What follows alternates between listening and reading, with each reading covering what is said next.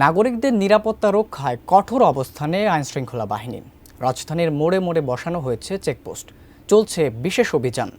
শনিবার টঙ্গীতে যৌথ বাহিনীর অভিযানে আটক করা হয়েছে ৬০ জনকে। সম্প্রতি বেশ কয়েকটি ছিনতাইয়ের ঘটনায় জনমনে আতঙ্কের সৃষ্টি করেছে। আইনশৃঙ্খলা পরিস্থিতির অবনতিতে সমালোচনার মুখে পড়েছে অন্তর্বর্তীকালীন সরকার। নিরাপত্তা ব্যবস্থা জোরদার করতে জোর তৎপরতা শুরু করেছে সেনাবাহিনী, পুলিশ, র্যাব সহ সব আইন প্রয়োগকারী সংস্থা।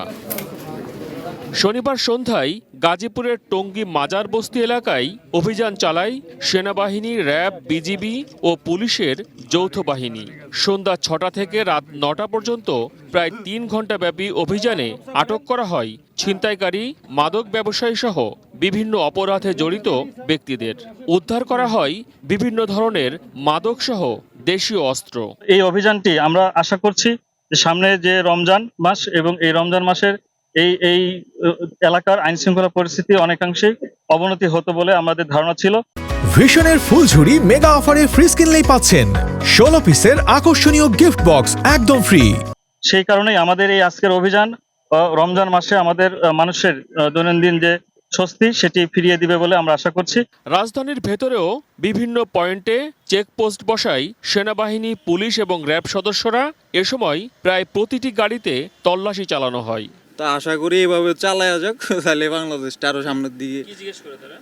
ওনারা কিছু জিজ্ঞেস করে না, গাড়ি চেক করতেছে আর কি, গাড়িতে কোনো অবৈধ জিনিস আছে কিনা বা মাদক টাদক। এই জন্য এটা ভালো, এই উদ্যোগটা আমি মনে করি ভালো, কারণ যেই দেশের যে পরিস্থিতি বর্তমানে চলতেছে এটা খুবই ভালো জিনিস হয়েছে, আমি খুশি।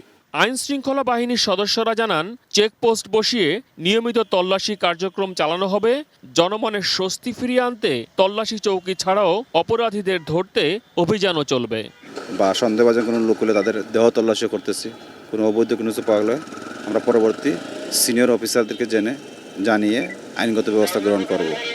আমরা চাচ্ছি আমরা মূলত ঢাকা শহর নিরাপদ থাকুক, ঢাকা শহরের মানুষ শান্তিতে ঘুমাক, আমরা এটাই মূলত যাচ্ছি।